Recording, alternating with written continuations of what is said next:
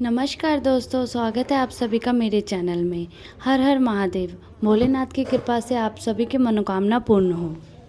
आज मैं आपको सुनाने जा रही हूँ जितिया व्रत कथा के बारे में, जिसे जितिया व्रत भी कहा जाता है, जो कि 6 अक्टूबर को लगने वाला है और पूजा के बाद इस दिन कथा जरूर सुनी जाती है। तो आइए सुनते हैं जितिया व्रत कथा। एक गांव में 2 बहनें रहती थी। एक का नाम था सुखिया और दूसरी का नाम था दुखिया। दोनों का भाग्य उनके नाम जैसा ही था। दुखिया गरीब थी और बहुत ही दुखी रहती थी। सुखिया अमीर थी और हमेशा सुखी रहती थी। दोनों एक ही गांव में रहती थी। दुखिया सुखिया के घर में काम करती थी, साफ सफाई करती थी, खाना बनाती थी और जो खाना बच जाता था वह खाना सुखिया दुखिया को दे देती थी। इसी तरह दुखिया का घर चलता था। समय बीतता गया, दोनों के बच्चे भी थे। सुखिया को 2 पुत्र थे और दुखिया को भी 2 पुत्र थे। जब जितिया का व्रत आया तो दोनों बहनों ने जितिया का व्रत रखा था। दुखिया सुखिया के घर में काम करती थी। व्रत के दिन दुखिया ने सुखिया के घर जो चावल फटका उससे जो खुदी निकला वह अपने घर रख ली और साफ चावल सुखिया को दे दी। फिर साग को चुनी। बढ़िया वाला साग सुखिया के लिए रख दी और जो डंठल था वह अपने लिए रखी। अब दुखिया ने सुखिया के घर सारा खाना बना दिया और अपने घर चावल की खुदी और साग की डंठल लेकर गई। बनाने के लिए खुदी का चावल और साग की डंठल बनाकर वह खाना अपने बच्चों को खिलाई और खुद भी खाई। उसके बाद दुखिया सोने चली गई। आधी रात में एक बूढ़ी औरत उसके घर पर आकर दरवाज़ा खटखटाती है तो दुखिया पूछती है, कौन है? तब बुढ़िया बोलती है, बेटा हम हैं। दुखिया ने उठकर फाटक खोला और पूछती है, अम्मा आपको क्या चाहिए? इतनी रात में आप यहाँ किस लिए आई हैं? बुढ़िया बोलती है, बेटा मुझे बहुत भूख लगी है, कुछ खाने को है तो दो। दुखिया उसके घर के अंदर ले आती है और कहती है, हम लोग बहुत गरीब हैं, आज मैंने खुदी का चावल और साग की डंठल बनाया है, क्या आप खाएंगी? तो बुढ़िया कहती है, हाँ क्यों नहीं खाएंगी, हमें बहुत भूख लगी है, हम वही खाएंगे। दुखिया अंदर जाकर खुदी का चावल और साग की डंठल लाती है और बुढ़िया को देती है खाने के लिए। बुढ़िया खाने के बाद कि मुझे अच्छे से कुछ दिखाई नहीं देता है, इतनी रात के अंधेरे में मैं अपने घर कैसे जाऊंगी? तो दुखिया कहती है, कोई बात नहीं, आप यहीं पर सो जाइए, सुबह अपने घर चले जाना। तो बूढ़ी औरत दुखिया के घर में ही सो जाती है। फिर थोड़ी देर बाद उठकर बुढ़िया बोलती है, बेटा मुझे दीर्घ शंका लगी है, क्या करूं?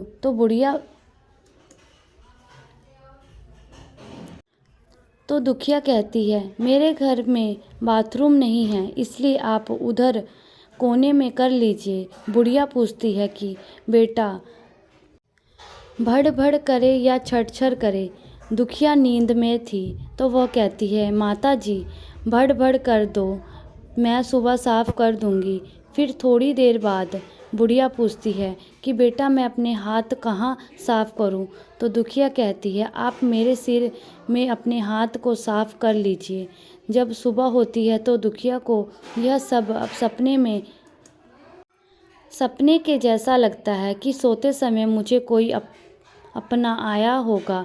वह ज़्यादा कुछ नहीं सोचती है और नदी में नहाने के लिए चली जाती है। जब वह नदी में नहाती है और अपने बाल धोती है तो उसके बालों से होते हुए जो पानी बहता है वो सोने का पानी होता है।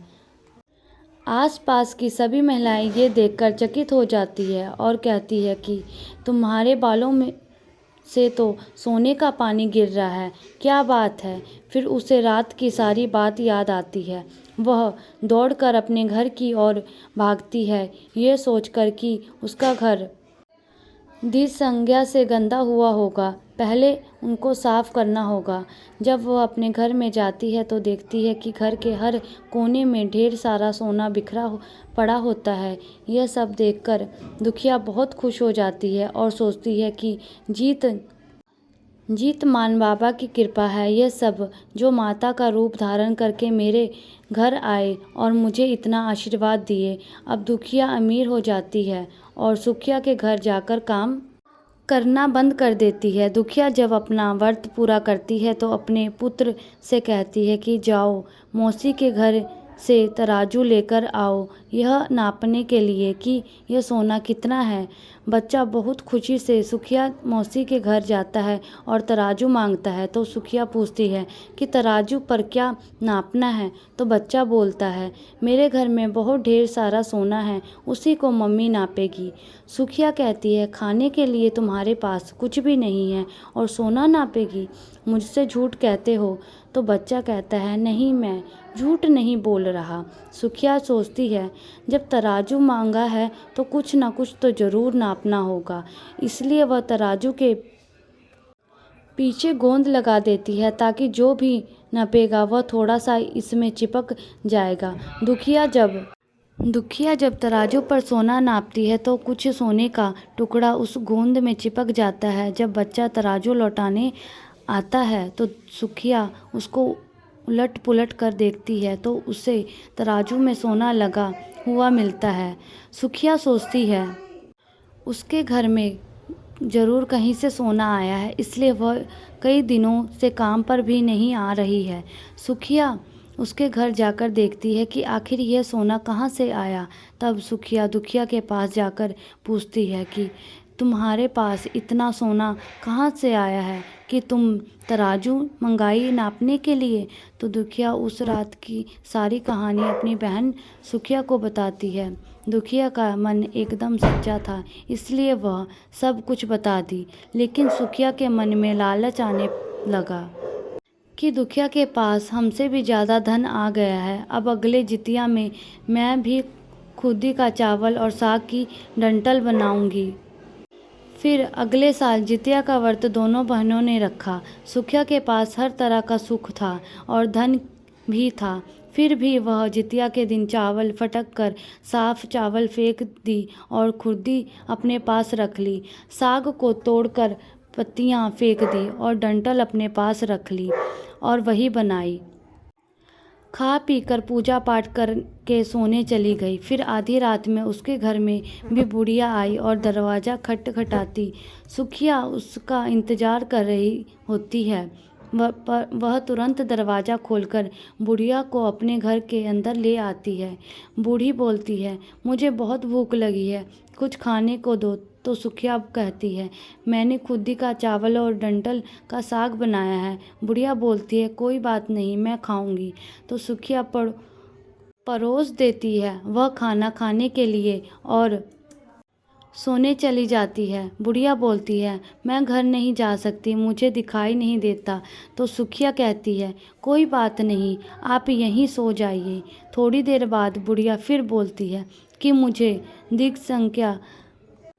दिक शंका लगी है, कहाँ करूँ। तो सुखिया कहती है, वहीं कोने में कर लीजिए। फिर थोड़ी देर बाद बुढ़िया पूछती है कि बड़बड़ करे या छरछर।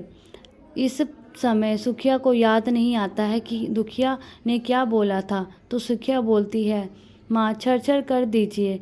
फिर बुढ़िया पूछती है कि बेटा मैं अपने हाथ कहाँ साफ करूँ। सुखिया कहती है, मेरे सर में साफ कर लीजिए। बुढ़िया अपना हाथ सुखिया के सर में साफ कर लेती है। जब सुखिया सुबह उठती है तो उसका पूरा सर गंदगी से भरा पड़ा होता है और उसके बाल में भी बहुत गंदगी लगी होती है। यह सब देखकर सुखिया बहुत दुखी हो जाती है और उसे बहुत गुस्सा भी आता है। वह अपनी बहन दुखिया को बुलाती है और उससे गुस्से से कहती है कि तुमने मुझसे झूठ कहा और मेरा पूरा घर गंदा करवा दिया। तो दुखिया पूछती है कि तुमने कहा। तो दुखिया पूछती है कि तुमने क्या कहा था। करूं या छड़ तो सुखिया कहती है कि मैंने तो छड़ बोले, तो दुखिया कहती है यहीं पर तुमने गलती करी, और तुम्हारे पास तो सब कुछ था, किसी चीज़ की कमी नहीं थी, फिर भी तुमने लालच किया। मेरे पास तो कुछ भी नहीं था, तुम्हारे पास तो सब कुछ था। तुम्हारे घर जीत मन बाबा भेष बदल कर आए, लेकिन फिर भी तुमने उन्हें अच्छा खाना नहीं दिया परोसा। मेरे पास तो कुछ भी नहीं था, इसलिए मैंने उन्हें खुदी का चावल और डंठल का साग परोसा था। तुमने अपने घर आए भगवान का अपमान किया, सब कुछ रहते हुए भी तुमने साग और भात खिलाया। तुम्हारे पास सब कुछ होते हुए भी तुमने लालच किया। तुम्हें लालच नहीं करना चाहिए था, इसलिए तुम्हारे साथ बुरा हुआ। दोस्तों, आपको ये कथा कैसी लगी है कृपया कमेंट बॉक्स में ज़रूर बताएं। वीडियो पसंद आया तो लाइक और सब्सक्राइब ज़रूर करें। और कभी भी आपको अपने जीवन में लालच नहीं करना चाहिए, क्योंकि लालच करने वालों का हाल ऐसा ही होता है।